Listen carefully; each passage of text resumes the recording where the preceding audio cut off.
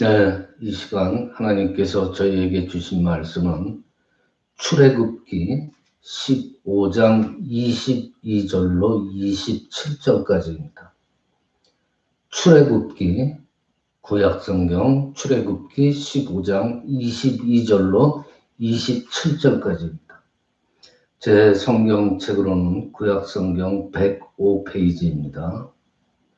물론 스마트 주보에도 올려드렸습니다. 구약성경 105페이지 22절부터 함께 봉독하십니다. 시작. 모세가 홍해에서 이스라엘을 인도하며 그들이 나와서 수르 광야로 들어가서 거기서 사흘 길을 걸었으나 물을 얻지 못하고 마라에 이르렀더니 그곳 물이 써서 마시지 못하겠으므로 그 이름을 마라라 하였더라. 백성이 모세에게 원망하여 이르되 우리가 무엇을 마실까 하며 모세가 여호와께 부르짖더니 여호와께서 그에게 한 나무를 가르치시니 그가 물에 던지니 물이 달게 되었더라. 거기서 여호와께서 그들을 위하여 법도와 율례를 정하시고 그들을 시험하실세 이르시되 너희가 너희 하나님 나 여호와의 말을 들어 순종하고 내가 보기에 의를 행하며 내 계명에 귀를 기울이며 내 모든 규례를 지키면 내가 애굽 사람에게 내린 모든 질병 중 하나도 너희에게 내리지 아니하리니 나는 너희를 치료하는 여호와이니라. 그들이 엘림에 이르니 거기에 물샘 12과 종려나무 70그루가 있는지라. 거기서 그들이 그물 곁에 장막을 치니라. 아멘. 오늘은 이 마라, 이 쓴물이었던 마라가 단물로 변한 스토리를 가지고 여러분과 함께 은혜를 나누기로 하겠습니다. 오늘 본문 이전에는 모세와 이스라엘 백성들이 참 놀라운 그 사건을 목격하죠. 그들은 가만히 있었는데 홍해가 갈라집니다. 그래서 백성들은 그냥 마른 땅과 같이 홍해 바다를 건넙니다. 그런데 뒤따라오던 바로의 군대는 다 물에 빠져 죽어버립니다. 모세와 이스라엘 백성들은 이 엄청난 사건을 경험하고서는 여호와를 찬양하죠. 자, 근데 오늘 본문 말씀을 보겠습니다. 22절을 보면은 모세가 홍해에서 이스라엘을 인도하며 그들이 나와서 수르강화로 들어가서 거기서 사흘 길을 행하였으나 물을 얻지 못하고 라고 쓰여 있습니다. 홍해를 건너고 사흘 길을 행하고 나서 드디어 물이 있는 곳에 이르게 되었는데 그런데 23절에 보면은 그곳에 물이 써서 먹지를 못하는 것입니다. 마라에 이르렀더니 그곳 물이 써서 마시지 못하겠으므로 그 이름을 마라라 하였더라. 그 물이 왜 쓰게 됐는지에 대해서는 성경에서 말하고 있지 않습니다. 그렇기 때문에 우리가 알 수는 없어요. 왜 쓰게 됐는지. 하여튼 그 물이 써서 마실 수 없어서 그 이름을 마라라고 했습니다. 각주에 보면은 마라라는 뜻은 쓰다라는 뜻이에요. 24절에 또 보면은 백성들이 물이 써서 마시지 못하자 어떻게 해요? 모세한테 원망을 합니다. 우리가 무엇을 마실까? 24절이죠. 그때 당시의 상황은요, 모세한테 원망을 했다는 것은 하나님한테 원망했다는 거랑 똑같은 거예요. 3일 전에 그렇게 여호와 하나님의 구원을 찬양하고 경배하더니 단 3일 만에 물이 없다고 모세와 하나님을 원망을 하기 시작합니다. 자, 이것이 이스라엘 백성들의 모습입니다. 여러분들, 지금 코로나19 사태가 장기화되고 있죠. 그리고 끝나는가 싶더니 델타 변이가 나오고 또 이제는 더 강력한 델타 플러스 변이가 나옵니다. 그래서 제일 먼저 마스크를 벗었던 이스라엘은 다시 마스크를 쓰는 것을 생각하고 있답니다. 끝나지 않고 있어요, 이 코로나 사태가. 여러분들, 인간 존재의 근본이 어디입니까? 하나님이에요. 이 우주 존재의 근본이 어디입니까? 하나님. 그러면 이 우주에서 일어나는 모든 일, 우리가 사는 이 지구에서 일어나는 모든 일은 하나님께서 개입하고 계시는 것은 확실한 사실입니다. 그 믿음은 우리 신앙인들은 그렇게 믿어야 되는 거예요. 여러분들, 이 코로나 사태도 하나님께서 분명히 개입하고 계십니다. 왜 이렇게 우리에게 고난을 주실까? 왜 우리에게 마라의 쓴물을 주실까? 언제 이 마라의 쓴물을 단물로 변하게 하실까?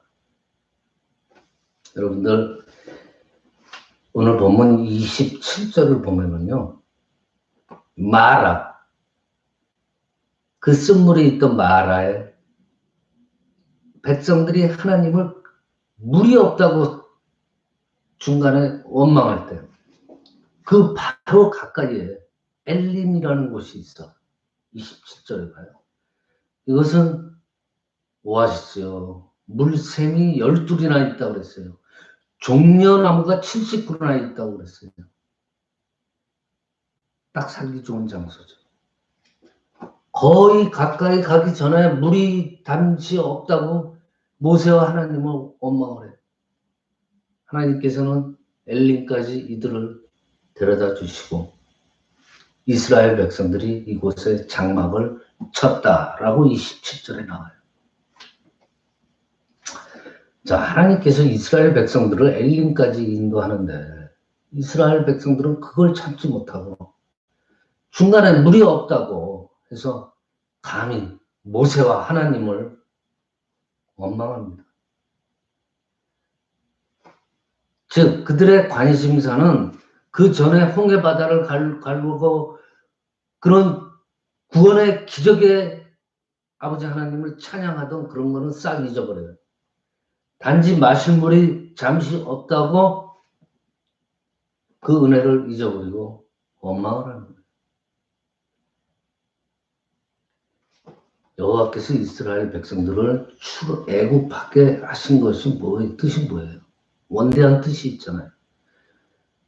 조상들한테 약속하신 그 원대한 약속, 즉 약속한 땅 가나안까지 들여놓기 위해서 하나님께서 역사하시잖아요. 그런데도 이스라엘 백성들은 지금 당장 닥친 현실적인 어려움이 닥쳐오니까 하나님의 약속을 다 잊어버려요. 하나님을 원망해요. 당장 발등에 떨어진 불이 급하지 하나님의 약속이고 뭐고 다 눈에 보이지 않는 거예요. 이걸 보면서요, 우리 믿는 사람들, 성도가 믿음이 정말 진실된가 아닌가는 언제 드러나는 거예요? 어려움이 닥칠 때 드러나는 거예요. 등 따시고 배부를 때는 모두가 다 보면 신앙이 좋은 것 같아요. 자기 자신도 좋은 줄 알아요. 그러나 환난이 닥쳐와 보면은 그때 분명히 판가름이 납니다. 진짜인지 가짜인지. 자, 모세 시내산에서 하나님 말씀 받을 때 40일을 먹고 마시지도 않아도 멀쩡하게 살았어요. 엘리야 광야를 40일을 걸어서 호렙산까지 혼자 걸었어요. 예수님 40일간 물도 마시지 않았어요. 금식했어요. 사람이 물과 떡만 있다고 사는 것이 아니라 하나님의 말씀으로 산다는 것임을 우리는 알아야 됩니다. 26절에 보세요.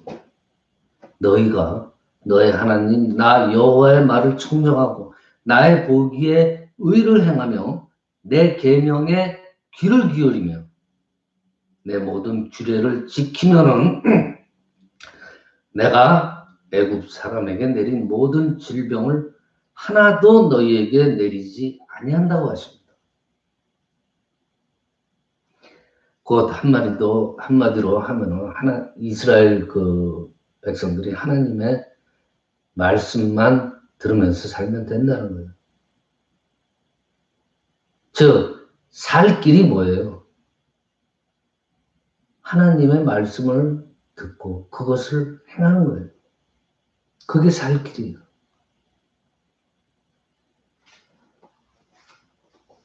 정말로 우리한테 필요한 것이 무엇인가 한번 잘 생각해 보세요. 하나님의 말씀입니까? 아니면 당장 먹고 사는, 당장 필요한 물이 필요한 거예요. 잘 생각해 보세요. 하나님께서 오늘날 우리에게는 어떤 시험을 하실까? 간단해요.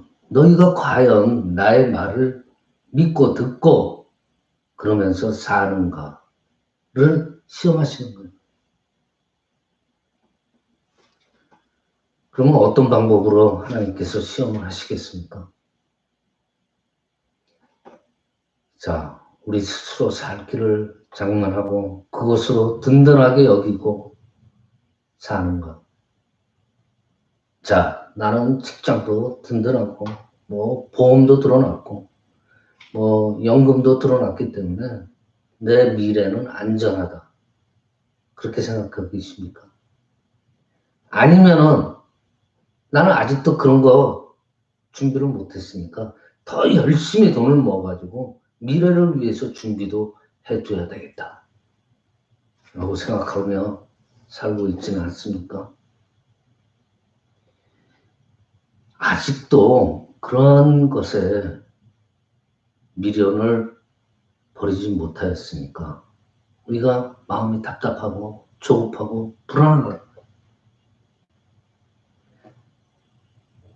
엘린까지 가까이 가서 당장 물이 없다고 불안해서 하나님을 원망하는 이스라엘 백성들이랑 똑같은 거예요.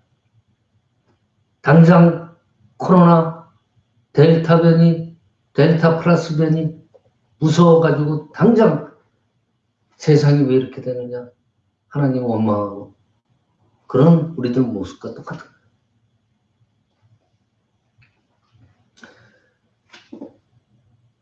우리 인생은요, 두 주인을 모시지 못해요.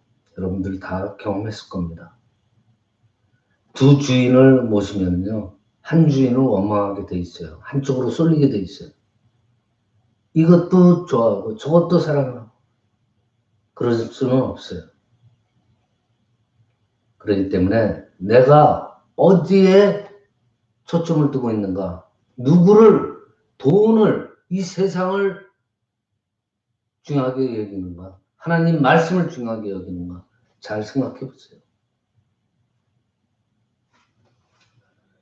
여러분들 성경에 또 한 스토리가 있죠. 자기 이름을 마라라고 부르는 그 사람이 있어요. 누구냐? 나옴이에요. 나옴이라는 그 이름은 희락, 기쁨이라는 뜻이죠.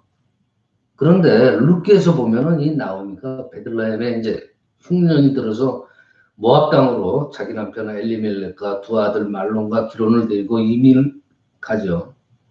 베들레헴에 기근이 들었다. 기근이 들었다면 어떻게 해야 돼요? 사실 우리 신앙인들의 기본적인 생각으로는요.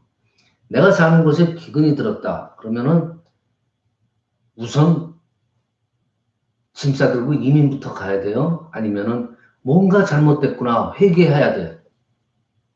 회개가 문제죠. 하나님께서 약속하신 그 약속의 땅에 기근이 온 것은 이스라엘 백성들이 하나님의 말씀을 버린 죄로 인해서 온 것이기 때문에 회개해야 된다는 거예요. 그런데 그들은 당장 먹고 살기 힘든다고 해서 짐 싸들고 이민을 가버린 거예요.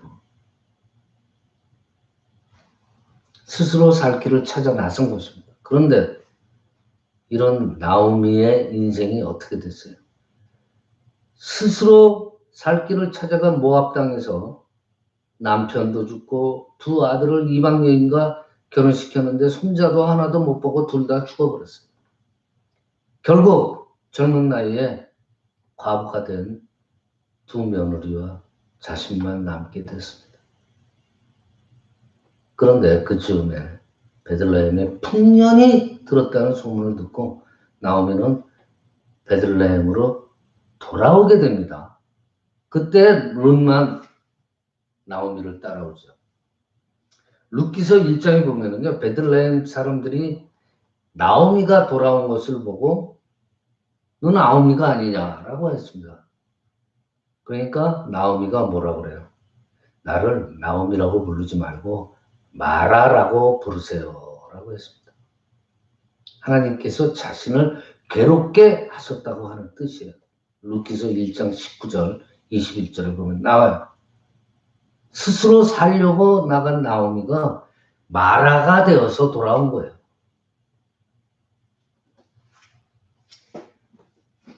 하나님께서는 그 나오미한테 어떻게 하십니까? 이방 여인 이 룻을 통하여서 은혜를 베푸죠. 친족 보아스가 나오미의 기업을 물려줍니다. 이것을 고엘이라고 해요. 그리고 나서 보아스와 룻 사이에 아들 오벳이 태어납니다. 이 아들을 나오미가 안게 돼요. 마라가 다시 나오미로 되는 거예요. 여러분들, 결국 하나님께로 돌아오는 것이 살 길이라는 것을 보여주고 있습니다. 저런 출애굽을 한 이스라엘 백성을 스스로 찾아낸 그 물로 사는 것이 아니고, 오늘 본문에 나오죠. 중간에 모세가 기도합니다. 모세의 중보의 기도로서 물을 마시게 되잖아요. 오늘날 우리도 우리의 살 길을 우리 스스로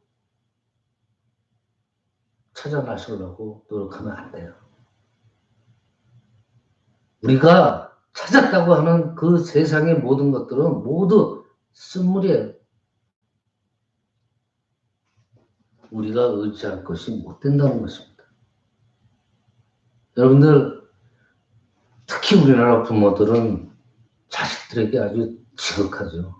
아예 그냥 올인을 합니다. 그렇게 올인했던 자녀들이 우리의 의지의 대상이 될 수 있어요? 그들이 큰 다음에 보면은요, 아닙니다.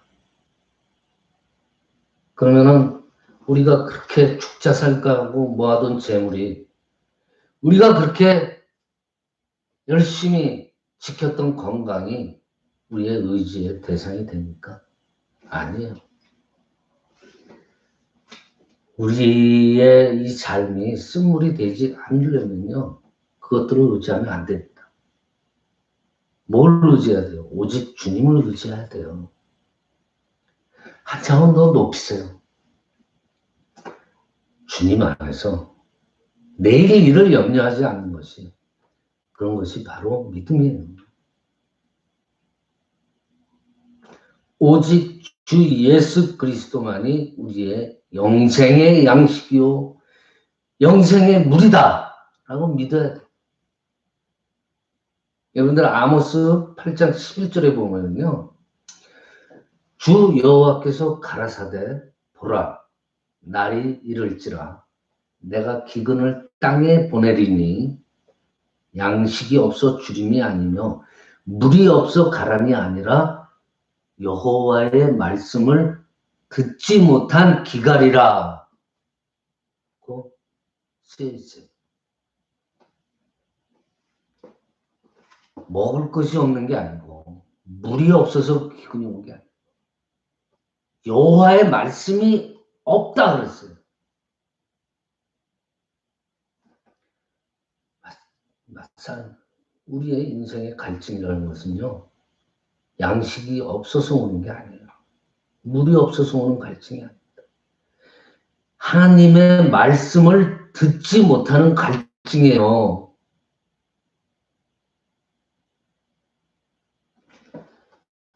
오늘 말씀을 마칩니다. 성령 하나님께서 우리에게 은혜를 주셔서 십자가 보혈로 구원하셨어요. 우리 그러한 주님만을 우리가 의지하게 하여 달라고 기도하세요. 우리 주님께, 오직 주님께 소망을 두고 주님의 그 십자가의 보혈의 은혜를 찬양하고 또 그 주님의 말씀을 따라 사는 저와 여러분이 되시기를 축원합니다.